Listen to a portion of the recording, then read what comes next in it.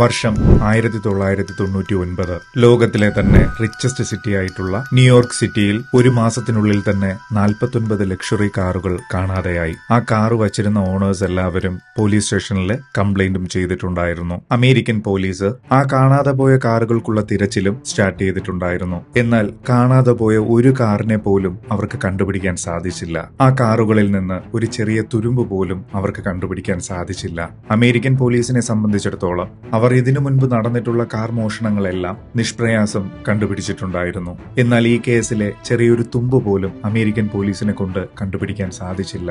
So ഇത്രയധികം സ്കില്ലോടുകൂടി ആരാണ് ഈ കാറുകൾ മോഷ്ടിച്ചത്, എന്തിനാണ് ഇത്രയധികം ലക്ഷറി കാറുകൾ മോഷ്ടിച്ചത്, അങ്ങനെയുള്ള കംപ്ലീറ്റ് ഡീറ്റെയിൽസ് നമുക്ക് ഈ വീഡിയോയിലൂടെ നോക്കാം. ന്യൂയോർക്ക് എന്നത് ലോകത്തിലെ തന്നെ റിച്ചസ്റ്റ് സിറ്റി എന്ന് നമുക്കെല്ലാവർക്കും അറിയാം. അതുകൊണ്ട് തന്നെ അവിടെ വളരെയധികം കോടീശ്വരന്മാരും താമസിക്കുന്നുണ്ട്. അതുകൊണ്ട് തന്നെ അവർ വളരെയധികം ലക്ഷറി കാറുകൾ വാങ്ങിയിരുന്നു. എന്നാൽ 1999 ശേഷമുള്ള കുറച്ചു നാളുകളിൽ ലക്ഷറി കാറുകൾ വാങ്ങുന്നതിന് തന്നെ പലരും ഭയപ്പെട്ടു. അതിനുള്ള മുഖ്യമായ കാരണം മുന്നേ പറഞ്ഞതുപോലെ 49 കാറുകൾ ഒരു മാസത്തിനുള്ളിൽ തന്നെ കാണാതെ പോയതുകൊണ്ടാണ്. ആ കാറുകൾ കണ്ടുപിടിക്കുന്നതിനു വേണ്ടി പോലീസ് വളരെയധികം പ്രയത്നിച്ചു. ഒരുപക്ഷെ ആ കാറുകൾ വെളിനാട്ടിലേക്ക് കടത്തിയിട്ടുണ്ടോ എന്നറിയാൻ വേണ്ടി പോലീസുകാർ തുറമുഖങ്ങളിലേക്കും അന്വേഷണം വ്യാപിപ്പിച്ചു. എന്നാൽ കാറുകൾ വെളിനാട്ടിലേക്ക് കടത്തിയിട്ടില്ല എന്ന് അവർക്ക് കണ്ടെത്താൻ സാധിച്ചു.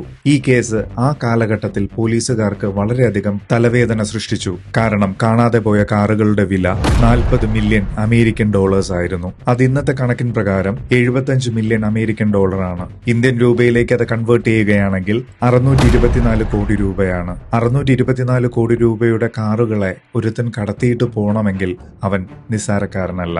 1999 പോലും അമേരിക്കൻ പോലീസ് വളരെയധികം അഡ്വാൻസ്ഡ് ആയിരുന്നു. CCTV ക്യാമറകളും മറ്റ് ട്രാക്കിംഗ് സിസ്റ്റവും ഒക്കെ ആ കാലഘട്ടത്തിൽ തന്നെ അമേരിക്കൻ പോലീസിലുണ്ടായിരുന്നു. അമേരിക്കൻ പോലീസിനെ മുൾമുനയിൽ നിർത്തിയ ആ കള്ളൻ അമേരിക്കക്കാരനായിരുന്നില്ല, മറിച്ച് ഒരു ചൈനക്കാരനായിരുന്നു. മിൻ ജിൻ യങ് എന്നായിരുന്നു അദ്ദേഹത്തിന്റെ പേര്. ഒരു ചൈനക്കാരൻ എന്തുകൊണ്ടാണ് അമേരിക്കയിൽ ചെന്ന് അമേരിക്കയിലെ ലക്ഷറി കാറുകളെ കടത്തിയത്? അതറിയണമെങ്കിൽ അദ്ദേഹത്തിന്റെ ഫ്ലാഷ് ബാക്കിലേക്ക് പോകണം. അദ്ദേഹം ജനിച്ചതും വളർന്നതും ചൈനയിൽ തന്നെയാണ്. മാത്രമല്ല ചൈനയിലെ ഒരു ഇന്റലിജന്റ് ഓഫീസർ കൂടിയായിരുന്നു അദ്ദേഹം. ഇന്റലിജന്റ് ഓഫീസർ ആയതുകൊണ്ട് തന്നെ ഏതെല്ലാം രീതിയിൽ കള്ളങ്ങൾ കാണിക്കാമെന്ന് അദ്ദേഹം നന്നായി മനസ്സിലാക്കിയിരുന്നു. അദ്ദേഹത്തിന് ജീവിതത്തിൽ വളരെ വലിയൊരു എയിം ഉണ്ടായിരുന്നു. എന്ത് വാങ്ങണമെന്ന് ആഗ്രഹിച്ചു കഴിഞ്ഞാലും അത് വാങ്ങുന്ന രീതിയിൽ തന്റെ കയ്യിൽ കാശുണ്ടായിരിക്കണം. അത്രമാത്രം പണക്കാരനായിരിക്കണമെന്നായിരുന്നു അദ്ദേഹത്തിന്റെ ലക്ഷ്യം.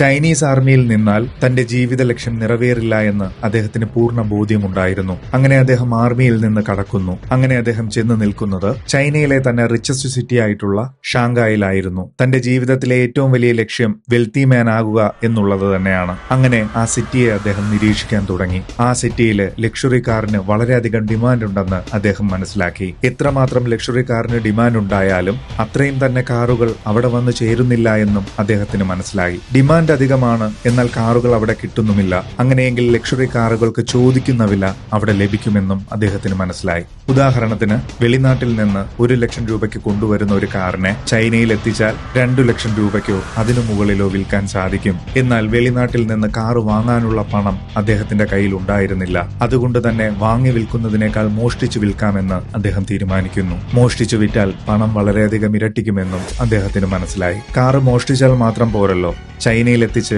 അത് വിൽപ്പന നടത്തണ്ടേ?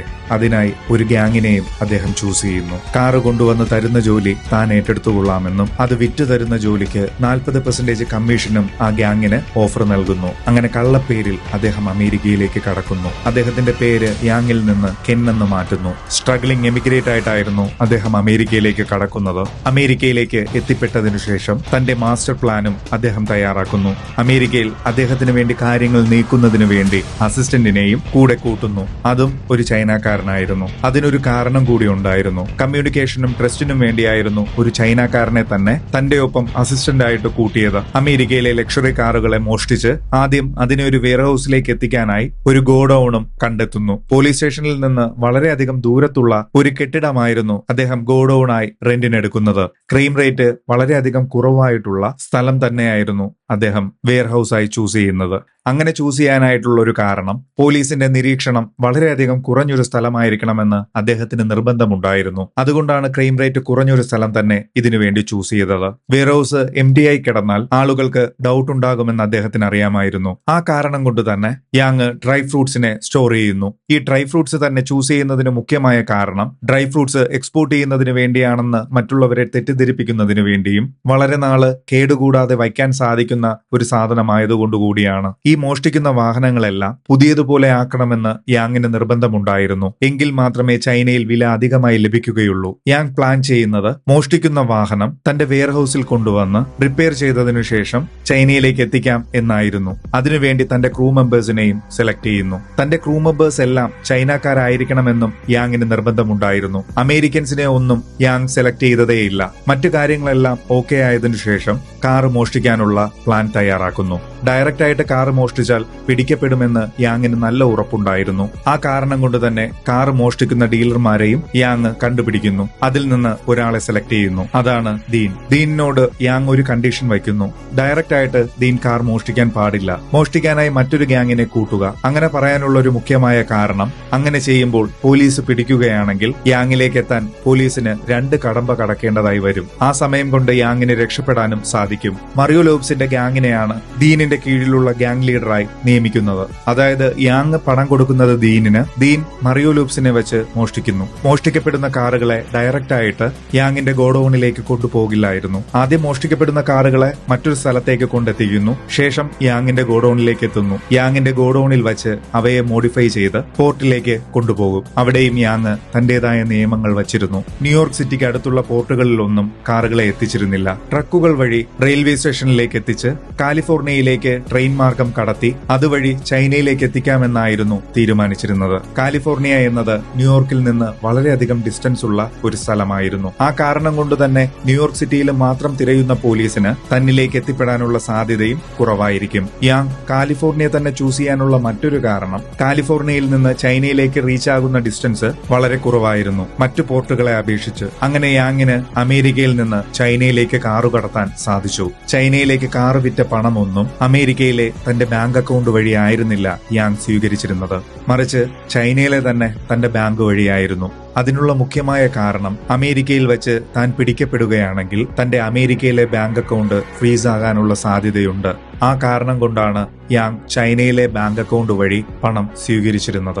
ചൈനയിൽ ലക്ഷറി കാറിന് വേണ്ട ഡിമാൻഡും കൂടിക്കൂടി വന്നു. യാങ്ങിനും ലക്ഷറി കാറിന് വേണ്ട ഓർഡറുകൾ വന്നുകൊണ്ടേയിരുന്നു. ഓരോ കാറായിട്ട് മോഷ്ടിക്കുന്നതിനേക്കാൾ എന്തുകൊണ്ട് ഒരു സ്ഥലത്ത് നിന്ന് ഒരുപാട് കാറുകൾ മോഷ്ടിച്ചുകൂടാ എന്ന് യാങ്ങിന് തോന്നി തുടങ്ങി. അങ്ങനെ ഷോറൂം ടാർഗറ്റ് ചെയ്ത് മോഷണം സ്റ്റാർട്ട് ചെയ്തു. കൃത്യമായ സമയം പ്ലാൻ ചെയ്ത് രാത്രി മുന്നേ തനിക്ക് കാറ് മോഷ്ടിച്ച് തന്നവരെയെല്ലാം ചേർത്തുകൊണ്ട് ഒരു ഷോറൂമിലേക്ക് കടന്ന് അവിടെയുള്ള കാറുകളെ എല്ലാം മോഷ്ടിച്ച് ഓരോരുത്തരായി ഓരോ ഭാഗത്തേക്ക് യാത്ര തിരിച്ചു. ഒരു സ്ഥലത്തേക്ക് തന്നെ ഒരുപാട് ലക്ഷറി കാറുകൾ കടന്നു പോകുമ്പോൾ ആളുകൾക്ക് ഡൗട്ട് ഉണ്ടാകുമെന്നുള്ളതുകൊണ്ടാണ് ഓരോ ഭാഗത്തേക്ക് യാത്ര ചെയ്യാനായി യാങ് നിർദ്ദേശം നൽകിയത്. എന്നാൽ അതിലൊരു കാറ് ആക്സിഡന്റിൽ പെടുകയുണ്ടായി. ആ വാഹനം ഓടിച്ച ഡ്രൈവറിനെ പോലീസ് പിടിക്കുകയും ചെയ്തു. അതുവഴി ദീനിലേക്ക് വരെ എത്തുകയുണ്ടായി. എന്നാൽ ദീൻ ആർക്ക് വേണ്ടിയാണ് വർക്ക് ചെയ്യുന്നത് എന്നുള്ള കാര്യം ആ ഡ്രൈവറായ കള്ളൻ അറിയില്ലായിരുന്നു. ദീനിന്റെ നീക്കങ്ങൾ നിരീക്ഷിക്കാൻ വേണ്ടി 2 ഡിറ്റക്ടീവ്സിനെ അമേരിക്കൻ പോലീസ് നിയമിക്കുന്നു. ദീൻ നിരന്തരം ഒരു വെയർഹൌസിലേക്ക് യാത്ര ചെയ്യുന്നതിനെ പറ്റി ആ ഡിറ്റക്ടീവ്സ് കണ്ടെത്തുകയുണ്ടായി. വെയർഹൌസിന് ചുറ്റും ഡിറ്റക്ടീവ്സ് നിരീക്ഷണം ശക്തമാക്കി. എന്നാൽ ഡിറ്റക്ടീവ്സിന്റെ ആക്ടിവിറ്റി നിരീക്ഷിക്കാനായി യാങ് തന്റെ അസിസ്റ്റന്റിനെ ചുമതലപ്പെടുത്തിയിരുന്നു. മാത്രമല്ല വെയർഹൌസിന് ചുറ്റും CCTV ക്യാമറകളും സ്ഥാപിച്ചിരുന്നു. ഇതിനു മുൻപ് തന്നെ വെയർഹൌസിൽ നിന്ന് കാറിന്റെ ആക്സസറീസ് യാൻ നീക്കം ചെയ്തിരുന്നു. വെയർഹൌസിൽ മിച്ചമുണ്ടായിരുന്ന ഒരേ ഒരു കാര്യം ആ ഡ്രൈ ഫ്രൂട്ട്സ് ആയിരുന്നു. ഒരു തുമ്പും കിട്ടാതായ അമേരിക്കൻ പോലീസ് ദീനിന്റെ ഫോൺ കോൾ ട്രേസ് ചെയ്യുന്നു. യാങ്ങിനുമേൽ പോലീസിന്റെ കണ്ണു വന്ന് പതിക്കുകയുണ്ടായില്ല. ദീനിന്റെ ഫോൺ കോള് ഏകദേശം 6 മാസം അമേരിക്കൻ പോലീസ് ട്രേസ് ചെയ്യുന്നുണ്ട്. 6 മാസത്തിനു ശേഷം ചെറിയൊരു തുമ്പ് അമേരിക്കൻ പോലീസിന് കിട്ടുന്നു. ഒരു അൺനോൺ നമ്പറിൽ നിന്ന് ഓർഡർ 260 എന്ന കോഡ് നെയിം വരുന്നു. അടുത്ത് പ്ലാൻ ചെയ്യുന്ന ലക്ഷറി കാറിന്റെ മോഷണം തന്നെയാണ് ഇതെന്ന് പോലീസ് കൺഫേം ചെയ്യുന്നു. അമേരിക്കൻ പോലീസിന് ചില റൂൾസ് ഉണ്ട്. ഒരാൾക്കുമേൽ എന്തെങ്കിലും കുറ്റം ചെയ്തു എന്ന് തോന്നുകയാണെങ്കിൽ അവരെ പിടിച്ചുകൊണ്ടുപോയി കുറ്റം സമ്മതിപ്പിക്കുന്ന രീതിയല്ല അമേരിക്കൻ പോലീസിനുള്ളത്. എവിഡൻസ് അവർ ആദ്യം കളക്ട് ചെയ്യും. അങ്ങനെ ആ കോൾ ട്രേസ് ചെയ്തുകൊണ്ട് കെന്നി എന്ന പേരുള്ള ആളാണ് ആ കോൾ ചെയ്തിരിക്കുന്നതെന്ന് പോലീസിന് മനസ്സിലാകുന്നു. കെന്നി എന്ന വ്യാജ പേരിലുള്ളത് യാങ് ആണ്. യാങ് പ്ലാൻ ചെയ്തിരുന്നത് ചെയ്തിരുന്നത് പാർക്കിംഗ് ഗാരേജസിൽ പോയി സെക്യൂരിറ്റിക്ക് പണം നൽകി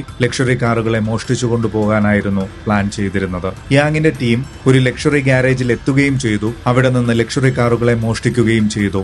എന്നാൽ ഇക്കുറി പിടിക്കപ്പെടുകയുണ്ടായി. സാധാരണയായി യാങ് ചെയ്തിരുന്നത് കാറുകളെ മോഷ്ടിച്ചാൽ അവിടെ നിന്ന് ഒരു സ്ഥലത്തേക്ക് കൊണ്ടുപോവുകയും എന്തെങ്കിലും ട്രാക്കിംഗ് ഡിവൈസ് ഘടിപ്പിച്ചിട്ടുണ്ടെങ്കിൽ അതിനെ റിമൂവ് ചെയ്തതിനു ശേഷം വെയർ ഹൌസിലേക്ക് എത്തിക്കുകയുമായിരുന്നു. ശേഷം ട്രക്ക് വഴി റെയിൽവേ സ്റ്റേഷനിലേക്കും അവിടെ നിന്ന് ഷിപ്പ് വഴി ചൈനയിലേക്കുമായിരുന്നു എത്തിച്ചിരുന്നത്. എന്നാൽ കഴിഞ്ഞ 6 മാസമായി മോഷണങ്ങളൊന്നും നടക്കാത്തതുകൊണ്ട് തന്നെ ചൈനയിലെ ലക്ഷറി കാറിന് ഡിമാൻഡ് വളരെയധികം ഉയർന്നു. ഈ കാരണം കൊണ്ട് തന്നെ തന്റെ പുതിയ വെയർ ഹൌസിലേക്ക് വാഹനങ്ങളെ എത്തിക്കാൻ യാങ് നിർദ്ദേശം നൽകി. ഇതാണ് പിടിക്കപ്പെടാനുള്ള കാരണമായി മാറിയത്. മോഷ്ടിക്കപ്പെട്ട വാഹനങ്ങളിൽ ഒന്നിൽ ട്രാക്കർ ഘടിപ്പിച്ചിരുന്നു. അതുവഴി യാങ്ങിന്റെ പുതിയ വെയർ ഹൌസ് കണ്ടുപിടിക്കുകയും യാങ്ങിലേക്ക് ഡയറക്റ്റ് ആയിട്ട് പോലീസ് എത്തുകയും ചെയ്തു. പോലീസ് കടുത്ത കുറ്റം തന്നെ യാങ്ങിന് മേൽ ആരോപിക്കുകയും കോർട്ടിൽ കൊണ്ടു നിർത്തുകയും ചെയ്തു. എന്നാൽ കോർട്ട് നൽകിയ ശിക്ഷ ഡയറക്റ്റ് ആയിട്ട് യാങ് ഒരു കുറ്റവും ചെയ്യാത്തതുകൊണ്ട് 10 വർഷത്തെ കഠിന തടവിന് വിധിച്ചു. യാങ് വിറ്റ ലക്ഷറി കാറുകളുടെ കോടിക്കണക്കിനുള്ള തുക ചൈനയിലെ ബാങ്കിൽ സുരക്ഷിതമായി തന്നെ ഉണ്ടായിരുന്നു. 10 വർഷത്തെ ശിക്ഷ അനുഭവിച്ച് പുറത്തു വന്ന യാങ് ചൈനയിലേക്ക് പോയി ലക്ഷറിയായി ജീവിച്ചു എന്നാണ് പറയപ്പെടുന്നത്. വീഡിയോയെ പറ്റി നിങ്ങളുടെ വിലപ്പെട്ട അഭിപ്രായം ഉറപ്പായിട്ടും കമന്റ് സെക്ഷനിൽ പറയുക. എല്ലാവർക്കും ഹൃദയം നിറഞ്ഞ വണക്കം.